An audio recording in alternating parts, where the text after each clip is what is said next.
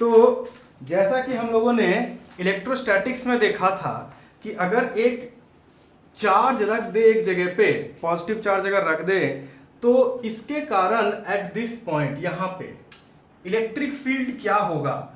इसके लिए हमारे पास एक फॉर्मूला था, क्या था? E is equal to 1/4πε0 Q by R square, where Q is the charge, इसका चार्ज। तो ये फॉर्मूले से हम लोग इस इलेक्ट्रिक फील्ड, इस इलेक्ट्रिक चार्ज के कारण ये पॉइंट पे इलेक्ट्रिक फील्ड क्या होता है ये निकाल सकते हैं। बट मैग्नेटिक फील्ड में अगर देखें, हम लोग मैग्नेट की दुनिया में देखें, तो एक मैग्नेट पोल के कारण, सपोज ये नॉर्थ पोल है, तो ये नॉर्थ पोल के कारण जिसका पोल स्ट्रेंथ है स्मॉल m, इसके कारण इस पॉइंट पे मैग्नेटिक फील्ड क्या होगा, हमारे पास ऐसा कोई फॉर्मूला नहीं है। तो हम लोग यही फॉर्मूला डिराइव करने वाले हैं। तुम लोग को पहले ही बता दी थी जब हम लोग इलेक्ट्रोस्टैटिक्स पढ़ रहे थे तब, कि ये वाला सेक्शन बहुत अच्छे से पढ़ो, क्योंकि मैग्नेटिज्म जब हम लोग पढ़ेंगे तो वही सारी चीजें कन्वर्ट कर देंगे हम लोग मैग्नेट से मैच करने लायक। तो देख ही रहे हम लोग, F equal to q, E को कन्वर्ट कर दिए, F is equal to M B. Torque भी जो था वहां पे, torque tau is equal to, यहां पे आया क्या, M क्रॉस B, वहां पे रह जाएगा डाइपोल मोमेंट के लिए P क्रॉस E। ऐसे करके हर चीज वहीं से कन्वर्ट होके आ रहा है। आगे जाके देखोगे और भी चीजें वहीं से कन्वर्ट होके आएंगी। तो अभी हम लोग क्या निकालने वाले हैं, तो अभी हम लोग ये निकालेंगे कि what is the magnetic field. Magnetic field, अब यहां पे इंटेंसिटी भी जोड़ सकते हो, स्ट्रेंथ भी जोड़ सकते हो, या मैग्नेटिक फील्ड वैसे ही छोड़ सकते हैं, इसको समझने से मतलब है। तो magnetic field intensity at a point due to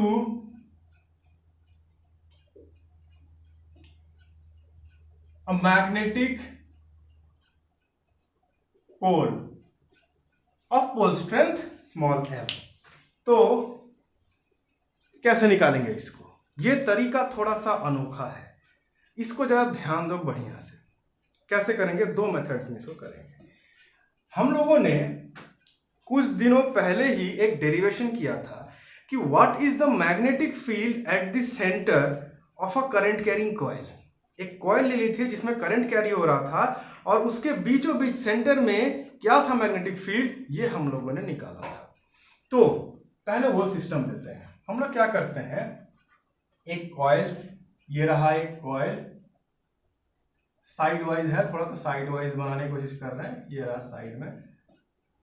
तो ये कॉइल में करंट I फ्लो हो रहा है, और बीचों बीच सेंटर में इसका मैग्नेटिक फील्ड क्या होगा। तो हम लोग को फॉर्मूला मिल गया था कि यहाँ पे बीच में मैग्नेटिक फील्ड B हो जाएगा mu naught by 4 2 pi I by R, where R is the radius. ये एक्चुअल जब हम लोगों ने डेराइव किया था ना, वो डेरिवेशन तो इस रूप में नहीं था। वो हम लोगों ने क्या कर लिया था ना कि पाई पाई काट दिया था, इसको भी काट दिया था, तो वो आया था mu naught I by 2R। ये वाला फॉर्मूला तुमको मिल जाएगा। तो हम लोग इस रूप में भी इसको कन्वर्ट कर सकते हैं।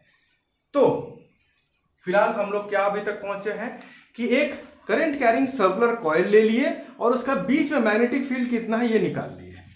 अब हम लोग क्या कर रहे हैं, हमको चाहिए क्या, एक मैग्नेटिक पोल चाहिए जिसका पोल स्ट्रेंथ स्मॉल m है। तो एक काम करते हैं ना, एक हाइपोथेटिकल सिचुएशन क्रिएट करते हैं, यानी we are taking a hypothetical magnet जिसमें सिर्फ मोनोपोल है। हम लोग को मालूम है कि मैग्नेट हमेशा डाइपोल में ही एग्जिस्ट करता है, साउथ पोल और नॉर्थ पोल एक साथ ही रहेगा वहां पे। लेकिन इमेजिन करो, एक पोल यहां पर है नॉर्थ पोल, या मान लो ये रहा नॉर्थ पोल, तो ये जो साउथ पोल है ना, ये मैग्नेट इतना बड़ा है कि ये इन्फिनिटी तक चला गया।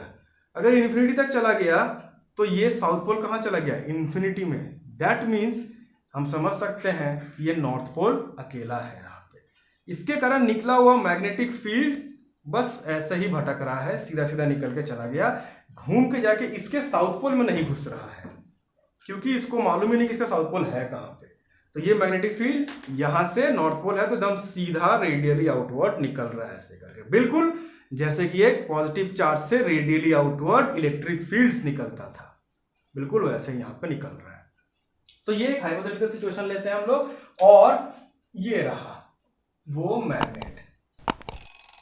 डॉट डॉट का मतलब हो गया कि it is extended to infinity, ये हो गया नॉर्थ पोल। अब हमको निकालना है कि इस पे, अच्छा इसका पोल स्ट्रेंथ हो गया m, हम जानना चाहते हैं कि इस पे फोर्स कितना पड़ेगा, फोर्स क्यों पड़ेगा। तो अब समझो कि यहाँ पे इसके ये वाले पॉइंट पे इतना मैग्नेटिक फील्ड है, एक्सटर्नल मैग्नेटिक फील्ड हो गया इसके लिए, ये वाला तो एक्सटर्नल मैग्नेटिक फील्ड हो गया इसके लिए। अब इसी को अगर यहाँ पे ले जाएंगे, यहाँ पे पहले से एक मैग्नेटिक फील्ड है, तो जैसे यहाँ पे ले जाएंगे तो ये एक फोर्स महसूस करेगा। वो फोर्स अट्रैक्शन फोर्स भी हो सकता है, रिपल्सन फोर्स भी हो सकता है, depending on the direction of the current. अगर करंट एक तरह से घूमेगा तो ये क्लॉकवाइज करंट बनाएगा, जिससे कि यहाँ नॉर्थ पोल बन सकता है, क्लॉकवाइज या एंटी क्लॉकवाइज बनाएगा, उससे नॉर्थ पोल साउथ पोल कुछ भी एक बनेगा। अगर नॉर्थ पोल बना तो ये रिपल्सन फोर्स महसूस करेगा, अगर साउथ पोल बना तो ये अट्रैक्शन फोर्स महसूस करेगा। जो भी महसूस करेगा इक्वल फोर्स महसूस करेगा, बस उसका डायरेक्शन ही उल्टा रहेगा। तो हम क्या करते हैं, इसी को करीब ले आके बिल्कुल इसी के सेंटर पे रख देते हैं। तो इसको यहां पे उठा के सेंटर पे इसका जैसे ही रख देते हैं,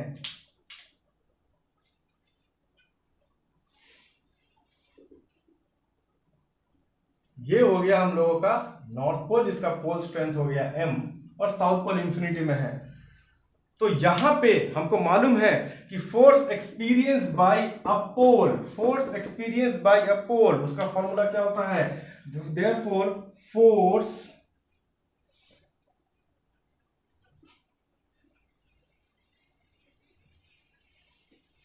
bye a pole of pole strength m is F is equal to mb, F equal to qb, बिल्कुल इलेक्ट्रोस्टैटिक्स से ये वाला आया है। तो इसको हम लोग लिख सकते हैं F is equal to m into b, b हो गया हम लोग का ये वाला, that means mu naught by 4 pi into 2 pi I by r। अब ये जो एक्सप्रेशन आया है ना, इस एक्सप्रेशन को मल्टीप्लाई कर दो r by r से, इससे क्या होता है, हम लोगों को ये एक्सप्रेशन मिल जाता है F is equal to mu naught by 4 pi 2 pi r I by r square, और यहां पे एक m। अब ये 2 पाई r क्या होता है, 2 पाई r का मतलब होता है इसका सर्कमफरेंस। अब ये सर्कमफरेंस हो गया, दैट मीन्स इसको हम कह सकते हैं लेंथ ऑफ दिस वायर। तो let the length of this wire be L, यानी सर्कमफ्रेंस को भी क्या कह सकते हैं, L कह सकते हैं यहाँ पे। तो इसीलिए हम लोग यहाँ पे this can again be written as mu naught by 4 pi L I M by R square. इसको यही रहने देते हैं। नेक्स्ट सिचुएशन, हम लोग क्या किए थे, अभी पहले एक कॉइल ले लिए थे जिसका एक मैग्नेटिक फील्ड बन रहा था, वो निकाल दिए, फिर एक मोनोपोल को वहां पे लाके रखे, एक पोल को रखे सिंगल पोल को, तो वो कितना फोर्स एक्सपीरियंस किया ये निकाल दिए। अब हम थोड़ा उल्टा करना चाहते हैं, हम उसी को उल्टा करो, यानी पहले से हमारे पास एक ऐसा मैग्नेट है जिसका एक पोल यहां पर है। अब वो पोल के कारण हर जगह पे मैग्नेटिक फील्ड B है। सिचुएशन को पलटो, सिचुएशन हमारा इस तरह से हो गया कि हमारे पास पहले से एक ये मैग्नेट है, ये रहा मैग्नेट नॉर्थ पोल।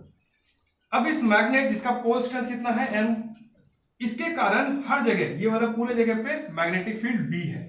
B कितना है हमको नहीं पता, यही तो हमको निकालना है, magnetic field intensity at a point due to magnetic pole, यही तो निकालना है। तो हम पकड़ लेते हैं कि हर जगह पे कहीं पे भी जाए तो मैग्नेटिक फील्ड इस पोल के कारण B है।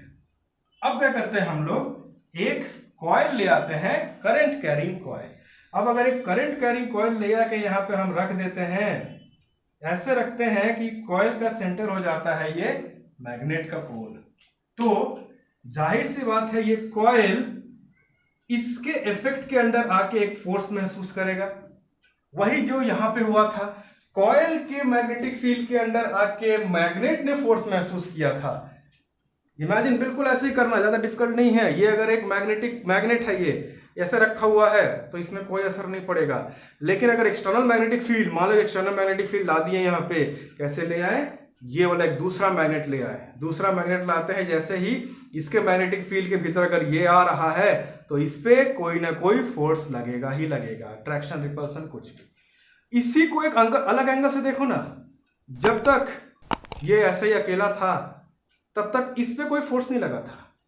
जैसे ही इसको यहाँ पे ले आते हैं तो ये अब इसके मैग्नेटिक फील्ड के असर में आ गया, तो इस पे भी तो फोर्स लगेगा ना, इस पे लग रहा है तो इस पे भी लगेगा। केस को नजरिया बदल दे तो हम लोग दूसरे नजरिए से देख सकते हैं।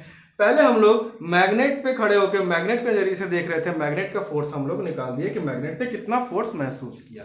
अब हम लोग कॉइल के नजरिए से देख रहे हैं, पहले से एक मैग्नेटिक फील्ड था जो कि मैग्नेट ने बना के रखा था। अब कॉइल को, करंट कैरिंग कॉइल को यहाँ पे लाके रख दिए। Current carrying coil is behaving as a magnet, याद रखना, करंट कैरिंग कॉइल का एक मैग्नेटिक फील्ड निकल के आया है, that means this current carrying coil is behaving as a magnet.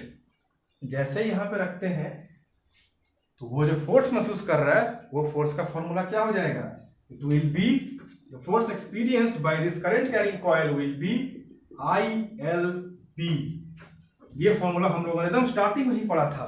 This is the force experienced bye a current carrying conductor kept in external magnetic field. यानी एक current carrying conductor जिसको कि हम लोग एक्सटर्नल मैग्नेटिक फील्ड में रख दिए, ये कितना फोर्स महसूस कर रहा है, वही है ये formula, F is equal to ILB। पूरा फॉर्मूला है F is equal to ILB sin theta, but you are considering the maximum case scenario here. तो F is equal to ILP, that means this coil is experiencing a force F equal to ILP। अब जैसा कि यहाँ पे बताए थे, ये magnet और ये मैग्नेट दोनों बराबर है, अगर दोनों के बीच में फोर्स लग रहा है तो ये जितना फोर्स महसूस कर रहा है ये भी उतना ही फोर्स महसूस कर रहा है। That means force experience by this is equal to force experience by this according to Newton's third law. तो हम लोग यहाँ पे ये कह सकते हैं according to Newton's third law that this force must be equal to this force. दोनों तो एक ही सिचुएशन में ही, एक ही खेत की मूली है ये लोग, तो आराम से यहाँ पे हम लोग फोर्स को इक्वेट कर सकते हैं। That means according to Newton's third law यहाँ पे कह सकते हो,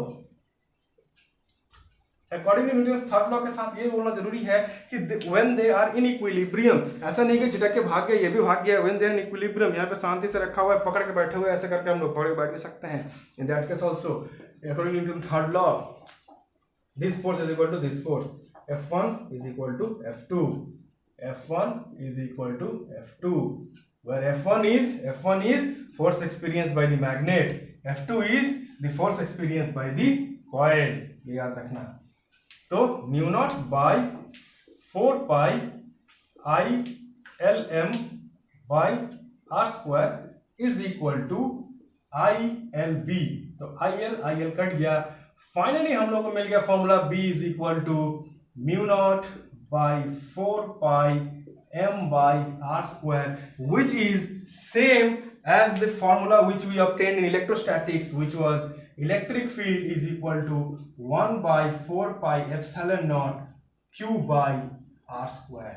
एक चार्ज के कारण, एक इलेक्ट्रिक चार्ज के कारण electric field at a point क्या होता है, ये फॉर्मूला बताता है। तो एक मैग्नेटिक पोल के कारण, एक पोल के कारण मैग्नेट क्या होता है एट अ पॉइंट, वो ये बताता है। सेम है 1 by 4 pi, 1 by 4 pi, permeability mu naught, permittivity epsilon not, R square यहाँ पे है वो चीज जो मैग्नेटिक फील्ड पैदा करता है, मैग्नेटिक पोल स्ट्रेंथ M, यहाँ पे वो चीज जो इलेक्ट्रिक फील्ड पैदा करता है, चार्ज Q। तो ये रहा हमारा पूरा का पूरा डेरिवेशन। अब से हम लोग आगे ये वाला फॉर्मूला का भी इस्तेमाल करेंगे। याद रखना, अभी जो हम लोग कर रहे हैं we are incline toward classical physics. Modern physics में ये सारी चीजें नहीं चलती है, वहां पे हम लोग हर चीज करंट से रिलेट करके ही आंसर निकालते हैं। तो ये क्लासिकल फिजिक्स में है जहां पे हम लोग पोल स्ट्रेंथ M पकड़ते हैं और उससे भी हिसाब से कैलकुलेट करते हैं। दिस ऑल्सो वर्क्स, ये मत समझना क्लासिकल फिजिक्स से बोल के इसका कैलकुलेशन सही नहीं आता है, दिस ऑल्सो वर्क्स, इसका आंसर भी सही आते हैं, but this is an older version of physics which still works। तो याद रखना, हम लोग उसको भी पढ़ना है, वही पढ़ रहे हैं हम लोग यहाँ पे। So this is all about the magnetic field intensity at a point due to a magnetic pole। Monopole नहीं कहेंगे, मोनोपोल कहने का मतलब सिर्फ नॉर्थ पोल ही एग्जिस्ट करता है, बट यहाँ तो north pole south pole exist कर रहा है, लेकिन साउथ पोल को हम लोग इतना पीछे कर दिए हैं कि ये सिंगल पोल है, तो मोनोपोल मत बोलना, सिंगल पोल बोल सकते हो यहाँ पे। सो देख लो यहाँ पे, अगर कोई डाउट है तो बताओ।